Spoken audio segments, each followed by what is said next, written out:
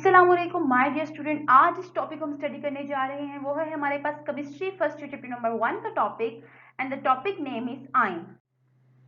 So students, what is actually an ion? So what is actually an ion? Ion is the species having some charge. Ion वो species हैं जिनके ऊपर charge present होता है। Charge positive भी हो सकता है और चार्ज नेगेटिव भी हो सकता है। ठीक है, तो स्टूडेंट सबसे पहले हम एटम को डिस्कस कर लेते हैं आयन का कॉन्सेप्ट लेने से पहले। Student, as we already have discussed in our previous lectures कि आयन दो पार्ट्स पर कंसिस्ट होता है। एक उसका सेंट्रल न्यूक्लियस जिसके अंदर मौजूद है प्रोटॉन और न्यूट्रॉन, और उसका आउटर मोस्ट शेल जिसके अंदर मौजूद है इलेक्ट्रॉन। इसके अलावा स्टूडेंट, स्टेबिलिटी की बात की जाए तो हर वो एटम स्टेबल है जिसका डुप्लेट रूल या ऑक्टेट रूल कंप्लीट होता है। डुप्लेट रूल क्या है कि attaining 2 electrons in the outermost shell, यानी हर वो एटम स्टेबल है जिसके आउटर मोस्ट शेल में यानी बाहर के शेल में 2 इलेक्ट्रॉन्स मौजूद होते हैं।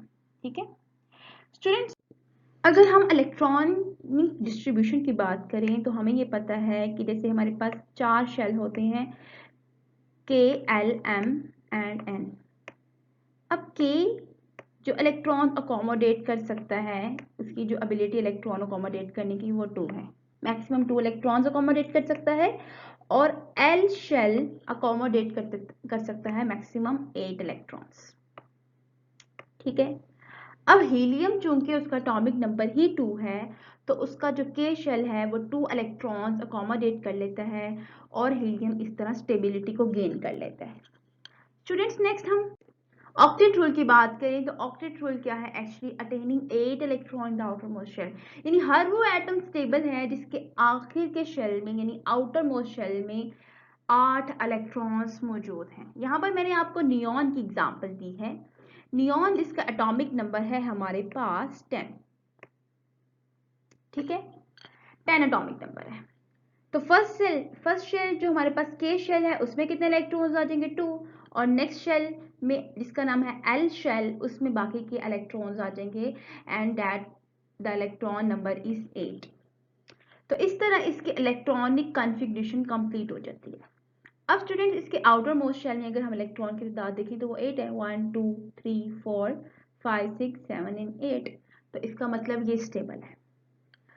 तो हमने ये देखा कि हर वो एटम स्टेबल है जिसका डुप्लेट रूल या ऑक्टेट रूल कंप्लीट होता है, और हमने डुप्लेट रूल को और ऑक्टेट रूल को भी एक्सप्लेन कर लिया। स्टूडेंट्स, अब आप ये सोच रहे होंगे कि अगर कोई एटम जिसका डुप्लेट रूल या ऑक्टेट रूल कंप्लीट नहीं है, ठीक है, तो वो उसको कैसे कंप्लीट करता है? अगर कोई ऐसा एटम जिसका डुप्लेट रूल या ऑक्टेट रूल कंप्लीट नहीं है तो वो इलेक्ट्रॉन्स गेन कर देता है या लॉस कर देता है। एटम स्टूडेंट, इसके अलावा हम एटम की नेचर की बात करें तो atom as a whole neutral होता है। अब आप ये सोच रहे होंगे कि एटम के अंदर तो प्रोटॉन भी प्रेजेंट है एंड इलेक्ट्रॉन भी प्रेजेंट हैं, तो एटम न्यूट्रल कैसे होता है? स्टूडेंट, एक्चुअली होता क्या है कि जितने उसके अंदर नंबर ऑफ प्रोटॉन पाए जाते हैं उतने ही उसके अंदर नंबर ऑफ इलेक्ट्रॉन्स पाए जाते हैं, जिसकी वजह से वो दोनों एक दूसरे के इफेक्ट को कैंसिल आउट कर देते हैं और एटम के ऊपर जीरो चार्ज क्रिएट हो जाता है, जिसकी वजह से वो न्यूट्रलिटी की तरफ चला जाता है। इसकी वजह से हम ये कह सकते हैं कि atom as a whole neutral होता है। तो चार्ज कैसे क्रिएट होता है? ठीक है, जैसे हम ये पढ़ रहे हैं कि ion are the species having some charge, यानी अगर एटम के ऊपर चार्ज क्रिएट हो गया है तो वो आयन है। ठीक है, अब एटम के ऊपर चार्ज कब क्रिएट होता है? जब नंबर ऑफ प्रोटॉन की तादाद नंबर ऑफ इलेक्ट्रॉन के बराबर नहीं रहती, यानी when number of proton is not equal to the number of electron then comes a charge on an atom। ठीक है, यानी अगर प्रोटॉन की तादाद इलेक्ट्रॉन से बढ़ जाती है या इलेक्ट्रॉन की तादाद प्रोटॉन से बढ़ जाती है तो हम ये कह सकते हैं कि एटम जो है उस पर चार्ज क्रिएट हो गया। फॉर एग्जाम्पल, हमारे पास ये एक न्यूट्रल एटम था, इसने क्या किया, इलेक्ट्रॉन्स लॉस कर दिए। इलेक्ट्रॉन्स क्यों लॉस किए, क्योंकि ये एक अनस्टेबल एटम था। इसने स्टेबिलिटी को गेन करने के लिए, ऑक्टेट रूल या डुप्लेट रूल को कंप्लीट करने के लिए इसके अंदर जो इलेक्ट्रॉन्स मौजूद थे, फॉर एग्जांपल इसके अंदर आउटर मोस्ट शेल में 3 इलेक्ट्रॉन्स मौजूद थे, ठीक है। तो उसने क्या किया, अपना एक इलेक्ट्रॉन लॉस कर दिया ताकि उसके आउटर मोस्ट शेल में 2 इलेक्ट्रॉन्स आ रहे हैं, वो डुप्लेट रूल पर पूरा उतर सके। तो इसने क्या किया, इलेक्ट्रॉन्स लॉस कर दिए स्टेबिलिटी को गेन करने के लिए, ठीक है। अब हमारे पास एक न्यूट्रल एटम था, इसने इलेक्ट्रॉन्स लॉस कर दिए, ठीक है। अब इलेक्ट्रॉन्स लॉस करने से इलेक्ट्रॉन्स की तादाद एटम में कम होगी और प्रोटॉन की तादाद ज़्यादा होगी, और जिसकी तादाद ज़्यादा होगी, फॉर एग्जांपल प्रोटॉन की तादाद ज़्यादा है, तो वही चार्ज एटम पर आ जाएगा। प्रोटॉन यानी पॉजिटिव चार्ज एटम पर क्रिएट हो जाएगा।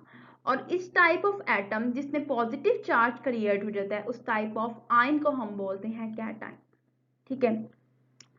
अब फॉर एग्जांपल एटम में जो मौजूद थे इलेक्ट्रॉन्स, वो हमारे पास थे फॉर एग्जांपल 7 इलेक्ट्रॉन्स मौजूद हैं। तो क्या हुआ, उस एटम ने स्टेबिलिटी को गेन करने के लिए एक इलेक्ट्रॉन किसी दूसरे एटम से ऑक्यूपाई कर लिया, ठीक है। दूसरे इलेक्ट्रॉन से एक इलेक्ट्रॉन उसने ले लिया, इलेक्ट्रॉन क्या कर लिया, गेन कर लिया। इलेक्ट्रॉन की तादाद तो अब ज्यादा हो गई। अब ऐसा आयन जिसमें इलेक्ट्रॉन की तादाद प्रोटॉन से ज्यादा होती है, उस पर जो चार्ज क्रिएट हो जाता है and the charge is negative charge.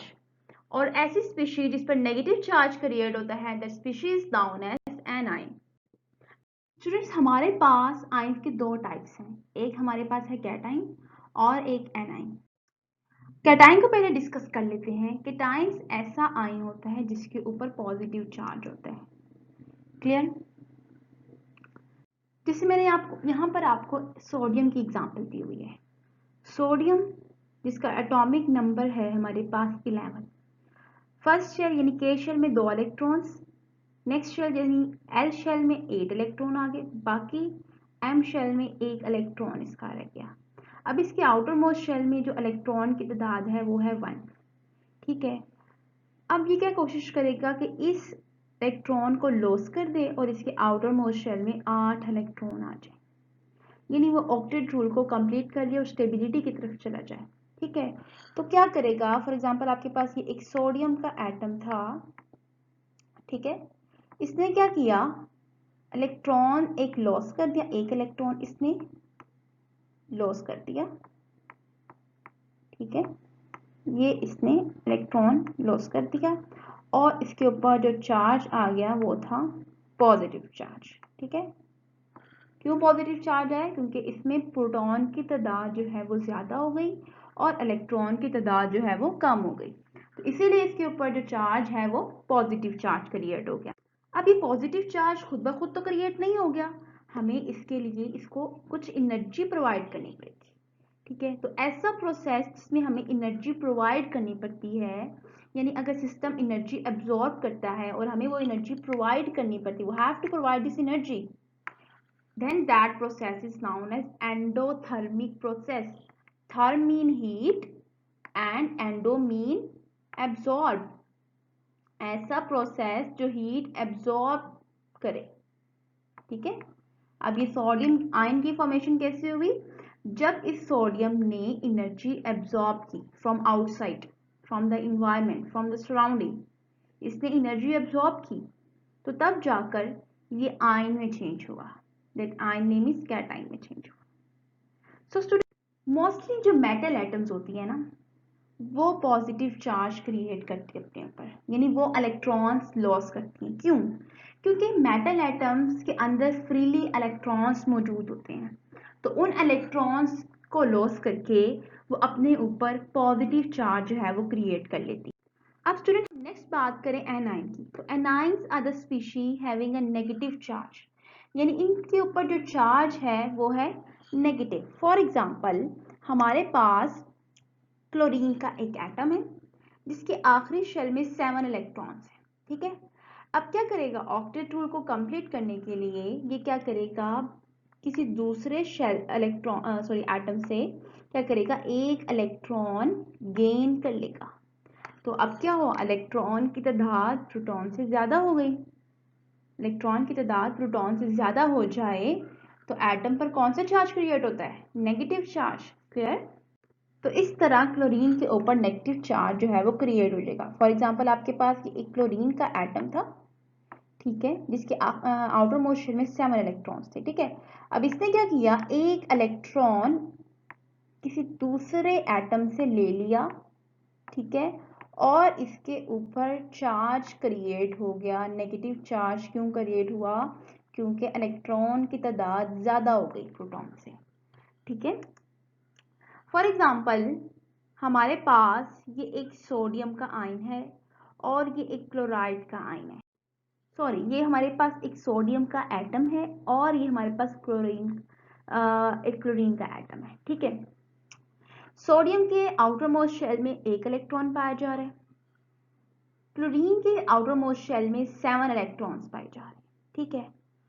तो क्या होगा कि सोडियम एक इलेक्ट्रॉन क्लोरीन को दे देगा, जिसकी वजह से क्लोरीन के आउटर मोस्ट शेल में 8 इलेक्ट्रॉन पूरे हो जाएंगे और इसके भी आखिरी शेल में 8 इलेक्ट्रॉन आ जाएंगे।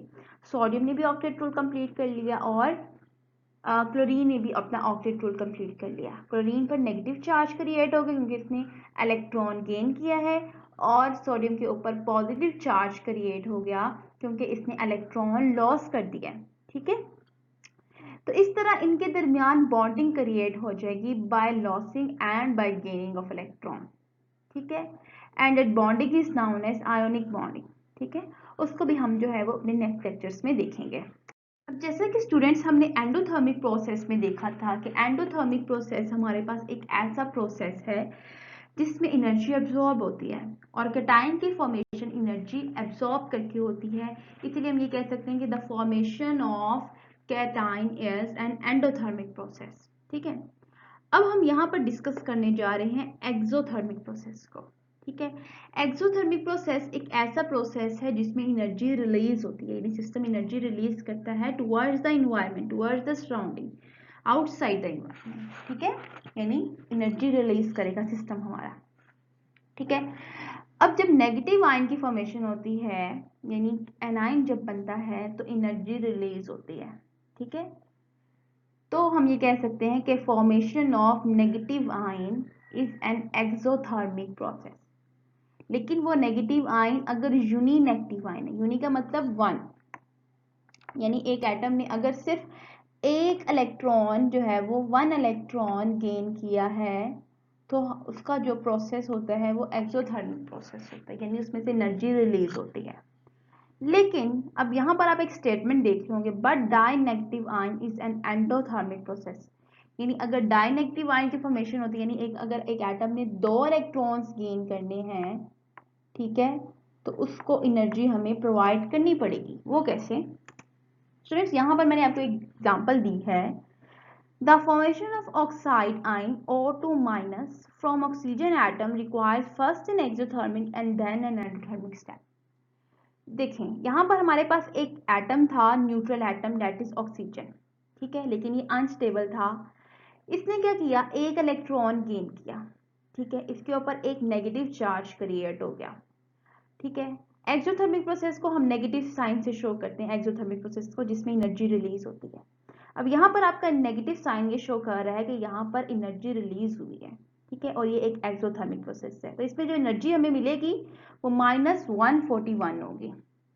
अब अगर इसने सेकेंड आयन गेन करना है, ठीक है, इलेक्ट्रॉन गेन करना है, ठीक है, सेकेंड इलेक्ट्रॉन जो गेन करेगा वो हमारे पास ये वाला आयन होगा, ठीक है। ये आयन जब सेकेंड इलेक्ट्रॉन गेन करेगा तो ये वाला जो नेगेटिव चार्ज है, इस नेगेटिव चार्ज को रिपेल करेगा और ये कोशिश करेगा कि ये दोनों एक दूसरे के साथ अट्रैक्शन ना करें और हमारे पास डाई नेगेटिव आयन की फॉर्मेशन ना हो। तो इन दोनों को रिएक्ट करवाने के लिए हम क्या करते हैं, एनर्जी प्रोवाइड करते हैं, ठीक है। प्लस साइन ये शो कर रहा है कि एनर्जी हमने प्रोवाइड किया है, and that energy is 780 kilo जॉल पर मोल एनर्जी हमने प्रोवाइड किया। तो यहाँ पर हमने देख लिया कि अगर फॉर्मेशन होती है यूनिनेगेटिव आयन की तो हमारे पास ये एक्सोथर्मिक प्रोसेस है, लेकिन अगर डाइनेगेटिव आयन की फॉर्मेशन होती है, यानी अगर कोई एटम 2 इलेक्ट्रॉन गेन करने की एबिलिटी रखता है, ठीक है, तो वो हमारे पास एक एंडोथर्मिक प्रोसेस होता है, ठीक है, जिसमें एनर्जी जो है वो एब्सॉर्ब होती है। आई थिंक स्टूडेंट्स आपको यहाँ तक क्लियर हो गया होगा। नेक्स्ट हम स्टडी करने जा रहे हैं anions having group of atom. अब कुछ ऐसे भी एनाइन होते हैं जो ग्रुप ऑफ एटम पर कंसिस्ट होते हैं। फॉर एग्जांपल आपके पास एक सोडियम हाइड्रोक्साइड का एक कंपाउंड था, ठीक है। अब सोडियम चूंकि एक इलेक्ट्रॉन लॉस करने की एबिलिटी रखता है, it is a metal ion, तो हाइड्रोक्साइड क्या करेगा, एक इलेक्ट्रॉन सोडियम से ले लेगा और इनके दरमियान एक बॉन्डिंग क्रिएट हो जाएगी। तो हाइड्रोक्साइड के ऊपर जो आयन है that ion is negative ion, और ये क्या है हमारे पास ग्रुप ऑफ एटम, यानी एटम का ग्रुप है, एक एटम ये ऑक्सीजन और एक एटम हाइड्रोजन, ठीक है। तो हमारे पास ऐसे भी एनाइंस मौजूद होते हैं जो ग्रुप ऑफ एटम पर कंसिस्ट करते हैं, ठीक है। और हमारे पास एक कार्बोनेट का भी आयन है जो कैसे बना, H2CO3 से, ठीक है, H2CO3। हाइड्रोजन ने 2 इलेक्ट्रॉन लॉस किए और कार्बोनेट ने 2 इलेक्ट्रॉन्स गेन कर लिए, जिसकी वजह से वो कार्बोनेट आयन में चेंज हो गया। इसके अलावा अगर हम पॉजिटिवली चार्ज आयंस की बात की जाए, यानी केटायंस की बात की जाए, जिनके अंदर ग्रुप ऑफ एटम होते हैं, तो वो इतने ज़्यादा नहीं पाए जाते, उनकी जो तादाद है वो लेस है as compare to anions having group of atom. So students, आज जो चीज़ें हमने डिस्कस की उसमें हमने सबसे पहले आयन को देखा, डेफिनेशन को देखा उसके अलावा हमने उसके टाइप्स देखी जिसमें हमने कैटायंस एनाइंस को देखा, और उनकी फॉर्मेशन देखी जिसमें हमने एंडोथर्मिक और एक्सोथर्मिक प्रोसेस को डिस्कस किया कि किस तरह जो है हमारे पास केटायन की फॉर्मेशन होती है with the help of an endothermic process जिसमें एनर्जी एब्जॉर्ब होती है, और एनाइन को देखा जिसमें एनर्जी रिलीज होती है, और अगर वो डाइन एक्टिव आयन की फॉर्मेशन है तो एनर्जी जो है वो एब्जॉर्ब होगी। आई होप कि स्टूडेंट आपको सब कुछ क्लियर हो गया होगा। अगर आपको कोई चीज़ क्लियर नहीं हुई, you freely ask me in the comment box. Thank you so much. Allah हाफिज़।